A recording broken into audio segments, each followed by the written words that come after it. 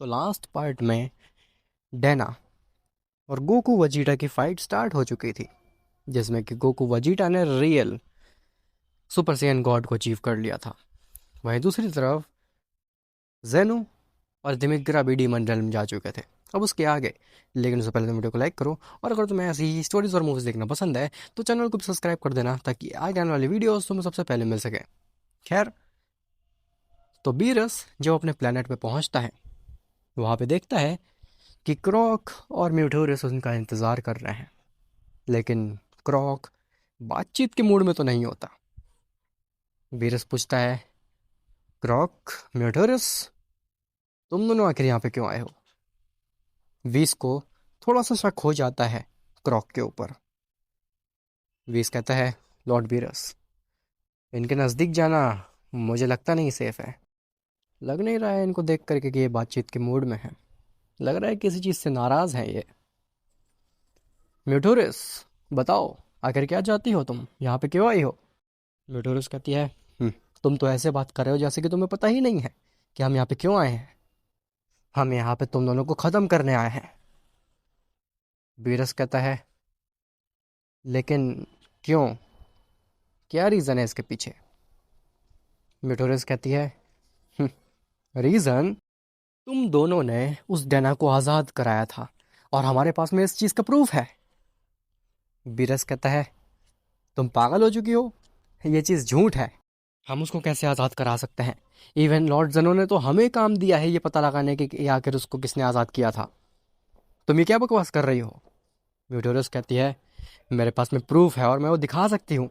मैं साबित कर सकती हूँ कि तुम ही ने डेना को आज़ाद कराया था।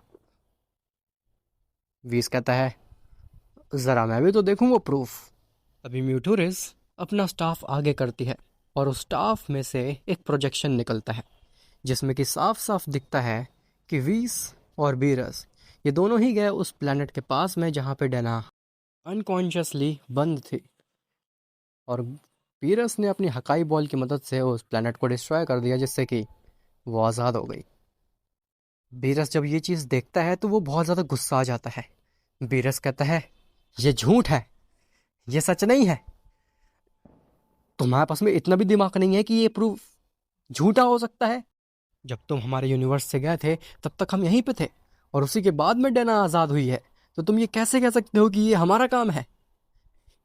ये किसी किसी ने ये अफवाह फैलाई है, ये रियल नहीं है, ये झूठ है।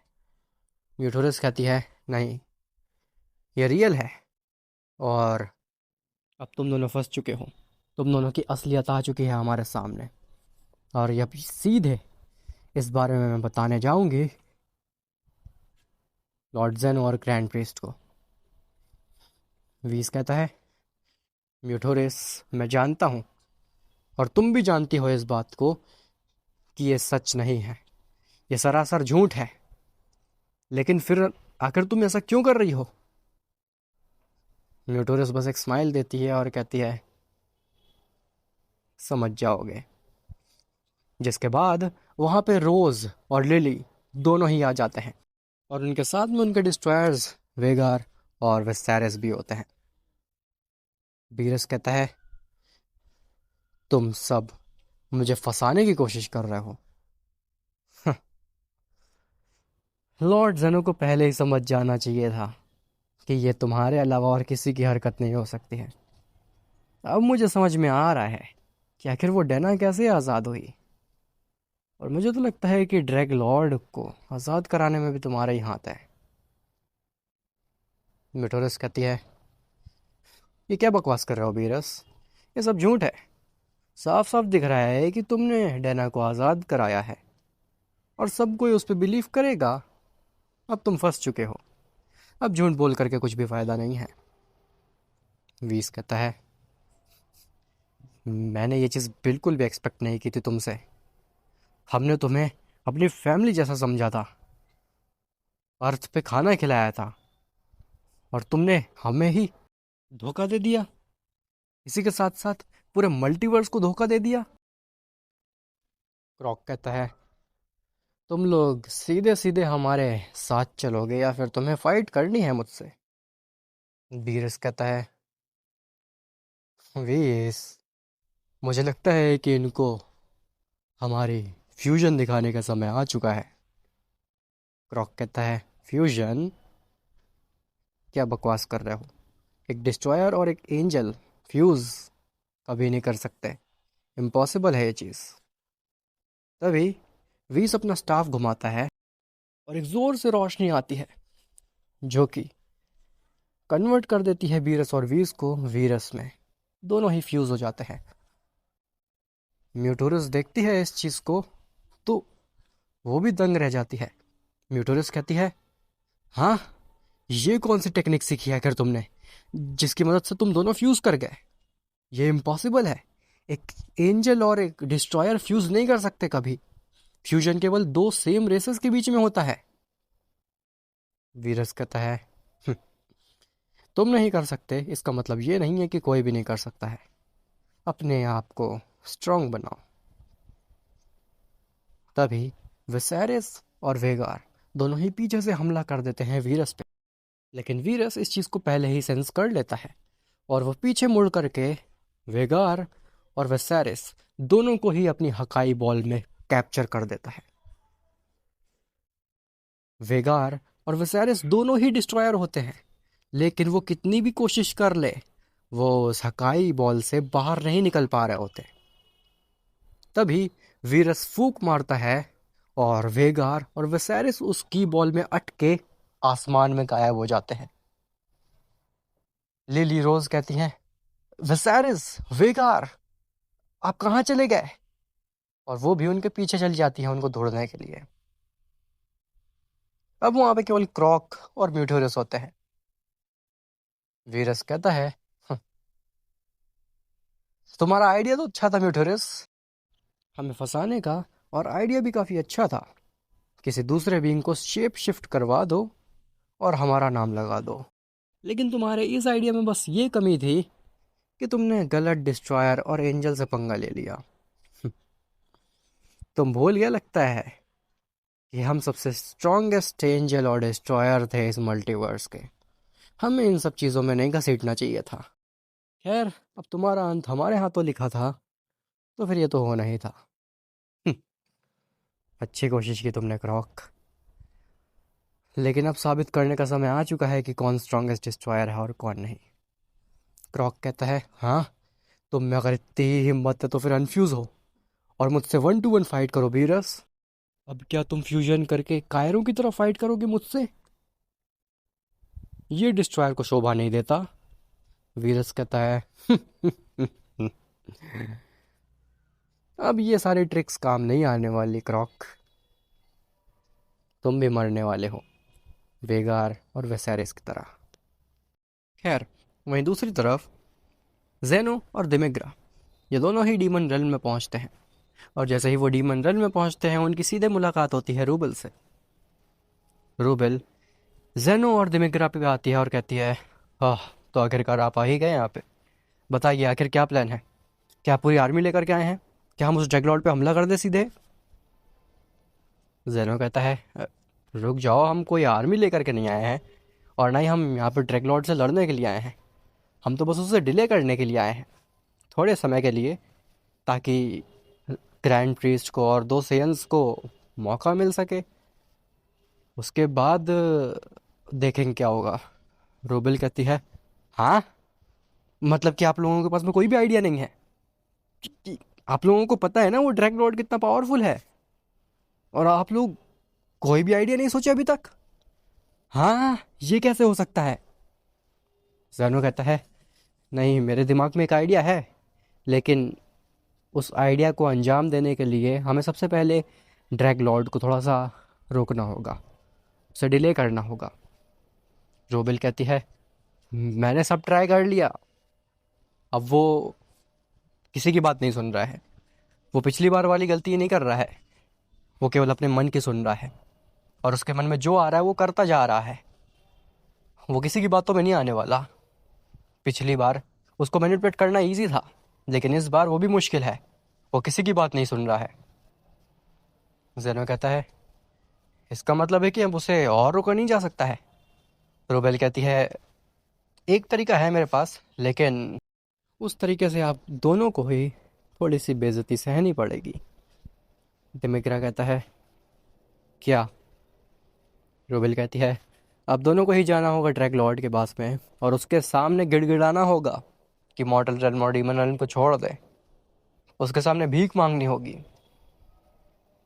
कि मॉर्टल रेल्म को हार्म ना करे वो। और लॉर्ड जेनो, आपको उसे अपना मॉर्टल रेल्म सौंपना होगा, एटलीस्ट कुछ देर के लिए, जितनी देर के लिए आप उसे डिले करना चाहते हैं। जेनो कहता है, हाँ, ये कैसा आइडिया है? आखिर मैं उसके सामने गिड़गिड़ाऊँ जा करके? ये तो कभी नहीं होने वाला। रूबेल कहती है, ठीक है, फिर जो करना है कर लो, इसके अलावा और कोई तरीका नहीं है उन्हें रोकने का। अगर उन्हें डिले करना है तो फिर यही इकलौता तरीका है, सीधे जा करके उनके सामने भीख मांगो और कह दो कि मॉर्टल रेल्म तुम्हारा है। तो फिर वो मॉर्टल रेल्म पे हमला करने जाएगा ही नहीं, और जाएगा भी तो थोड़ा देर से जाएगा। इससे मुझे लगता है कि इनफ टाइम मिल जाएगा। दिमित्रा कहता है, वैसे ये आइडिया उतना बुरा भी नहीं है। मैं तो रेडी हूँ, मैं रेडी हूँ, मैं कुछ भी करने के लिए रेडी हूँ, बस उस ड्रैग लॉर्ड को ख़त्म करने के लिए। जेनो का मुझे नहीं पता। जेनो कहता है, ठीक है, अगर इससे बात बन जाती है तो फिर मैं ये करने के लिए रेडी हूँ। मैं ड्रैग लॉर्ड के सामने जाऊँगा और गिड़गिड़ाऊँगा, और क्या ही कर सकते हैं। इसके बाद में जेनो और दिमित्रा तो चले जाते हैं ड्रैग लॉर्ड के सामने भीख मांगने। लेकिन डैना और गोकू वजीटा के बीच में एक घमासान युद्ध चल रहा होता है। डैना लाइटनिंग फॉर्म में होती है। गोकू और वजीटा उस डैना की तरफ देख करके कहते हैं, ये कैसी पावर्स हैं आखिर? ये कौन सी फॉर्म्स है? डैना इतनी ज़ोरदार चमक रही होती है मानो कि वो खुद ही एक स्टार बन चुके हो। खैर, जैसे ही डैना से वो लाइट्स आना ख़त्म होती हैं, तब डैना का एक नया रूप देखने को मिलता है।